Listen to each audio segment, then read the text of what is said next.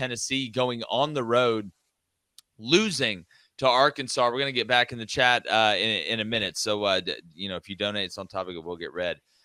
Hey, does it feel to anybody else like Nico's kind of in that stage that Jalen Milroe was early last season for Alabama? That it's like, I'm going to prove to everybody I'm a pocket passer. I really don't need to run. Watch this, instead of creating, because Tennessee's offense is being played in a 15-yard box. They don't press you vertically. The fun's gone, right? They're just it's so base. It's like training wheels are still on. Blaine, it was shocking to see Tennessee operate. The pace wasn't like it typically was, and then the shots weren't there. But you got to give credit to Arkansas, man. They just out-hung around them. Yeah, big shout out to Will, man. I thought he had a great game plan against Tennessee. And guys, you can tell me, who is Nico balled out against who's actually worth their salt?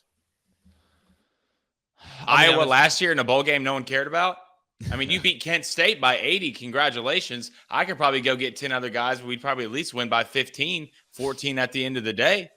But, there's nothing worse to me, and I guarantee Tennessee fans are disgusting watching that game, to go lay up from a play calling standpoint, which Josh Heupel did, like he did last week against Oklahoma, and lose, right? Tennessee played not to lose in that game, and Arkansas played to win. Nico didn't show me anything that gets me excited about the future, whether Josh Heupel looked like he didn't trust him late in the game. Sooner or later, you have to let the kid go. Sooner or later, you have to go earn the $2 million we're paying you every year to be that.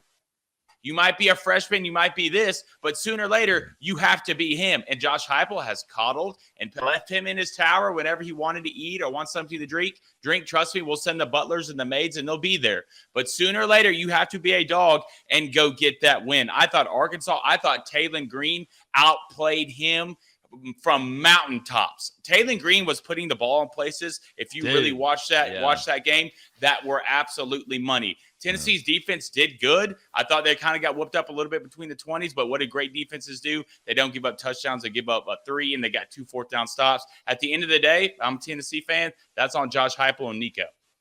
David, do you agree? Does it feel like they've got training wheels on Nico's bike, and they just need to, let him go, and then when he's down at the mailbox, say his name? I think it's all credit to Arkansas with the game plan that they came in and the way they executed it. To your question about whether it looks like early Jalen Milroe, remember when Jalen Milroe had to come in for an injured Bryce Young and start a couple of those games several seasons ago? He was running like 75-yard touchdowns. It was clear like, oh, this guy's really, really fast. Will that end up making him a great quarterback? I don't know. And then he had to develop into that. From Nico so far, what I've seen a big guy who's poised in the pocket, who delivers the football. I don't care if it's against opt-outs at Iowa or if it's Kent State. Some of the things he's done this year are impressive to me as a former quarterback, even if it's been on air. That's what I've noticed. This was the first time that I've seen him look uncomfortable consistently, not for a play or two, right? Consistently uncomfortable throughout the entirety of a game. And I really think you have to give credit to the Arkansas scheme that Travis Williams and them came in with. I mean, the 3 down was not unique. NC State did that against them, right? Because you're trying to be able to protect the outside edges of what Tennessee does wide, but then also still keep your backs, your box stacked, but play lighter against the run and all this kind of stuff. But the run stunts is what really surprised me, Jake. And this is the point that I wanted to ask you, because Arkansas was able to get their 4-down linemen off of blocks by doing a lot of twists and a lot of stunts, which was pretty effective, where they didn't have to load the box heavily. So when Tennessee came out in the second half, they made a concerted effort to, one, get the ball out of Nico's hand quicker, which when he wasn't having to sit back there in the pocket, he was more effective, and 2, attack the boundary through the air a little bit more. Yeah. But that was only on the first drive. And then, of course, Dylan Sampson had the big run, which I was like, hey, when are they going to have an explosive play on the ground? Because they keep stunting the front. But the game plan just seemed to work for the entirety of the game, and then you find yourself in a close ball game late and you win it.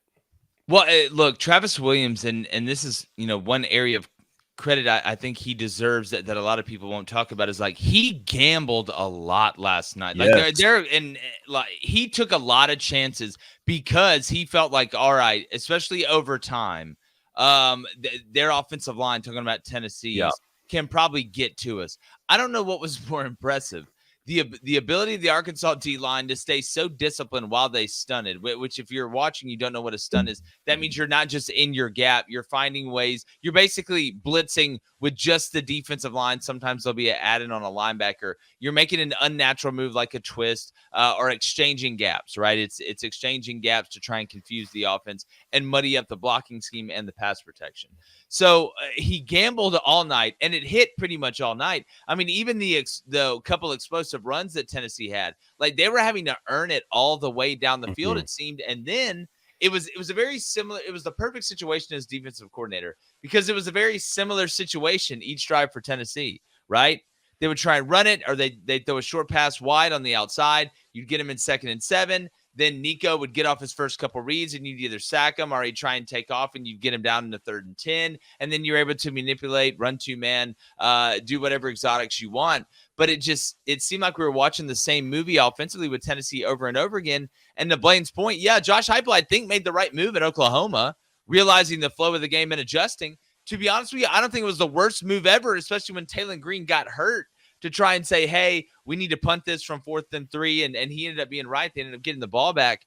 But I was just more shocked to me that Arkansas's offensive line was able to kind of hold up better, especially in the run game, than I thought they would against this Tennessee defense. It still you held them to 19 points.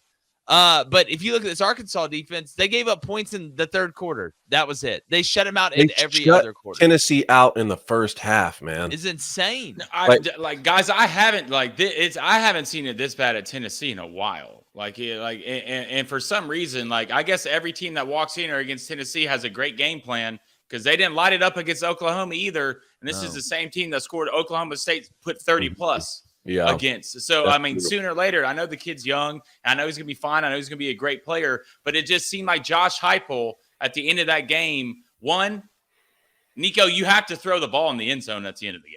Yeah, that was that to me. That's more worrisome to me. That felt like the moment was too big, right? At least to me. And 2, just I know the kid's young, but sooner or later you have to go win a football game, right? And from a play calling standpoint, I'm seeing Josh Heupel on 3rd and 8 with no timeouts running the ball. Stuff like that. So it's a trust thing with me. Are you talking about on the play where it was bobbled at the snap?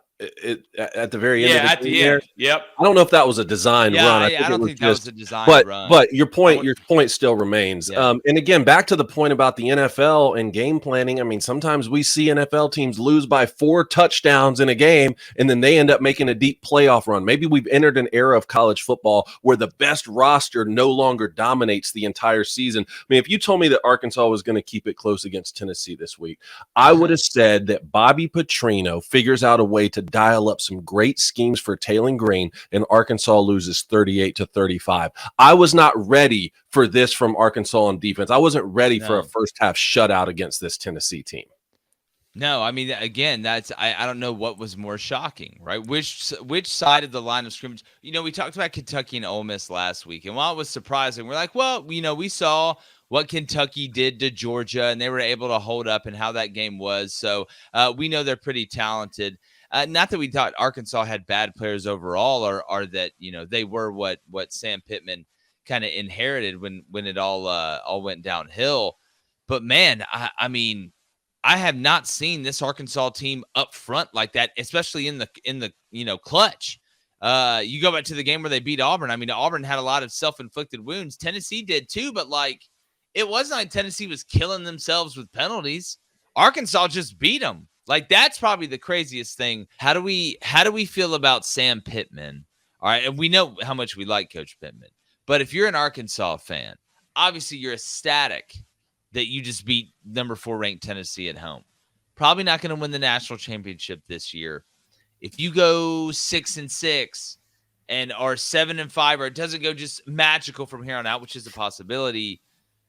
I mean, is it, hey, we got Petrino, as long as Petrino's here, we'll let Pittman ride this thing out? Or is it where does it, could that have been not the worst thing, but maybe in the long run, just a blip on the way out? Yeah, man, that's what I was thinking last night too. Maybe And I part hate of to be it, like maybe that. part of the conversation is, do the coordinators stay? I mean, Yeah. a lot of this success is coordinators on both sides of the football, like you saw last night. It's not just Bobby Petrino. What happens if both True. of them leave True. and go take head coaching jobs, and then the university says, "Well, we'll stay by Sam Pittman because you beat Tennessee and maybe another big game down the stretch or something," and now both coordinators are gone. God, does Arkansas have the best coordinators in the nation? Like, You for talking just about from like a, duo? Like duo? yeah. I don't know. I mean, That Petrino and that would T. take a Will. little bit more like sitting. I'd have to sit down, really think that one I through. mean, the rest of Arkansas' schedule, I think you have a bye week next week, and then you have LSU at home, at Mm, Mississippi State, Ole mm, Miss at home, mm, Texas at home, mm. Louisiana Tech at home, and you finish the year at Missouri. So you're what right now? If you're Arkansas, 4-2. You're 4-2. You're 4-2 and 2-1 in the league. You mess around and beat LSU, which they could beat LSU. Like I mean, I think they could beat LSU. Did Mhm. Sam Pittman and Shane Beamer just trade places from a job security standpoint yesterday after Sam Pittman beat Tennessee and Shane Beamer once again in a big environment, a big moment where they got some early commitments that same day or the day before in recruiting? It's just, how many times can this moment come and it not be met? But before the money people decide to go a different direction, I do believe in Shane, like I said, but you got to win big games to earn respect, man. I And that's guess what it always be. I guess the decision makers there need to ask themselves, have an honest conversation about what is the ceiling and what is the floor at South Carolina. And I thought you made a good point about Lenoris Sellers being a true freshman. Think about it. We're still talking about Nico being a year older, and we're saying he's a really young guy. And you have some of these programs who are having to start true freshmen. So when Shane Beamer realizes, hey, I landed a really solid quarterback commit, I'm having to start him as a true freshman right now because I think this is the future. One, you can't use that as an excuse to go 4-8 or to keep losing football games. But the powers that be need to ask themselves, okay, well, if we do move off of him, what is the ceiling and the floor for what we can do? And just remember, Steve Spurrier had 6 up and down seasons before he started that trend of, I think it was 3 straight 11-win years. It was 6 years before he was able to get to that. Well, That's Steve Spurrier, though. Shane Beamer doesn't have the equity built up of having a previous national championship somewhere else. I don't think he Yeah. has the equity built up on the quarterback situation either. You had Spencer Rattler and Xavier Legette. True. Like, if you can't win with those guys, we're going to be in some trouble. Mm-hmm. All right, is that, oh, my quarterback's young this year. You like you had Spencer Rattler. I hope people realize, like, Spencer's a dog. Like, Spencer was really good. I think he was good enough to win a lot of football games, but your roster was that bad. you're so bad in the around line of him. scrimmage. Yeah, Yeah. it's just And crazy. you keep being that way. Like Yeah. nothing's changed. It's not like 1 year anomaly. It's just, again, the timeline and what is the plan. Like if that were to happen, and who knows what South Carolina's do the rest of the way, you better have a really good plan. And then you better have a really good plan B too. I need to be excited if you're going to make that move at the end, especially with the way that South Carolina is recruiting, you better, plan A better knock my socks off. Plan B ought to just come out of nowhere, and I love it, right? You better impress me twice with both of those plans.